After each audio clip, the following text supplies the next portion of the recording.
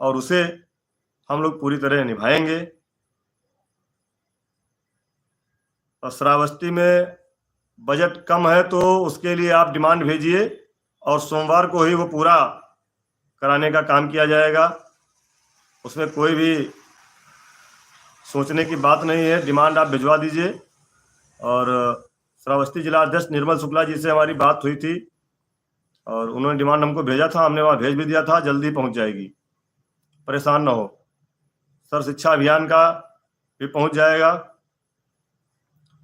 तो हम लोग जो एक नई व्यवस्था बनाने के संदर्भ में पैरवी कर रहे थे, हालांकि हम वहाँ तक कामयाब नहीं हो पाए और हमारे सामने से भोजन की थाली ऐसे निकल गई जैसे मुझे याद आता है कि गोपाल दास नीरज महान कवि हमारे उत्तर प्रदेश के हुए, उन्होंने एक कविता लिखी थी। वो कविता बहुत सारगर्भित और एकदम हमारे भाइयों और बहनों के ऊपर एकदम सटीक उसका वो बैठता है कि हमारे सामने से कैसे कुछ निकल गया। उन्होंने लिखा था कि स्वप्न झरे फूल से, मीत चुभे सूल से, लुट गए सिंगार सभी बाग के बबूल से। स्वप्न झरे फूल से, मीत चुभे सूल। नमस्कार साथियों, स्वागत है आप सभी का आज के इस नए वीडियो में। ये वीडियो आप सभी शिक्षा मित्र साथियों के लिए बेहद ही महत्वपूर्ण होने वाली है। वर्तमान की कुछ खबरें, हाल ही के अंतर्गत चल रहा कुछ ऐसा प्रकरण जिनको देखने के बाद समायोजन के दृष्टिगत सब कुछ क्लियर होने वाला है। इन सारी बातों को आपके मध्य में साझा करेंगे। सभी साथियों से एक विशेष अनुरोध है, वीडियो को आप पूरा देखें। चैनल को अभी तक आपने सब्सक्राइब नहीं किया है तो इसे सब्सक्राइब भी कर लें। अब चलते हैं अपडेट पर। से लुट गए सिंगार सभी बाग के बबूल से, और हम खड़े खड़े बहार देखते रहे, कारवां गुजर गया गुबार देखते रहे। ये नीरज जी की पंक्तियां बिल्कुल हमारे ऊपर सटीक बैठती हैं कि हम लोग खड़े खड़े देखते रह गए और हमारे सामने से हमारी बाहर निकल गई। कैसे उन्होंने लिखा कि नींद भी खुली न थी, नींद भी खुली न थी कि हाय धूप ढल गई, नींद भी खुली न थी कि हाय धूप ढल गई, पांव जब तलक उठे कि जिंदगी फिसल गई, पात पात झर गए कि साख साख जल गई, चाह तो सकी निकलना, चाह तो सकी निकलना पर उम्र निकल गई।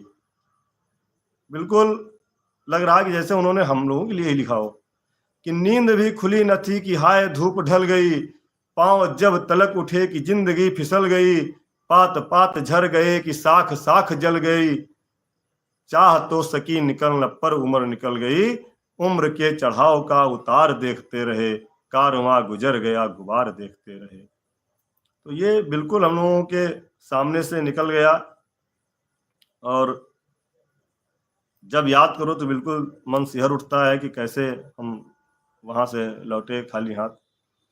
लेकिन फिर भी ना हिम्मत हारी है, ना हिम्मत हारेंगे, आगे बढ़ेंगे, काम करेंगे।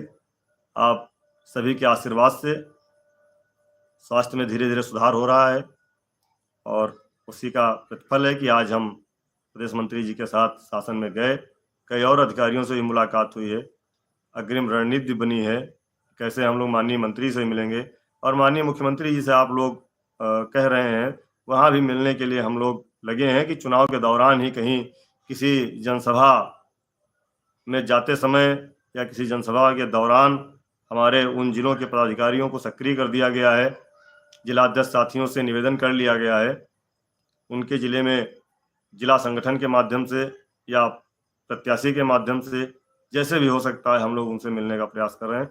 और बिल्कुल सत्य है, बिल्कुल सत्य है साथियों, कहा गया है कि एक के साधे सब सधे, सब साधे सब जाए।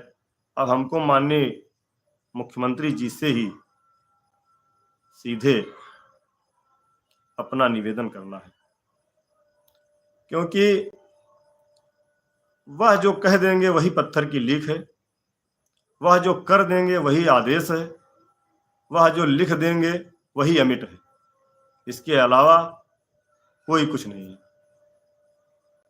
क्योंकि चीफ सेक्रेटरी साहब के यहाँ से जब हमारा मामला लौटा तो स्पष्टतया माननीय मुख्यमंत्री जी का उसमें हस्तक्षेप था।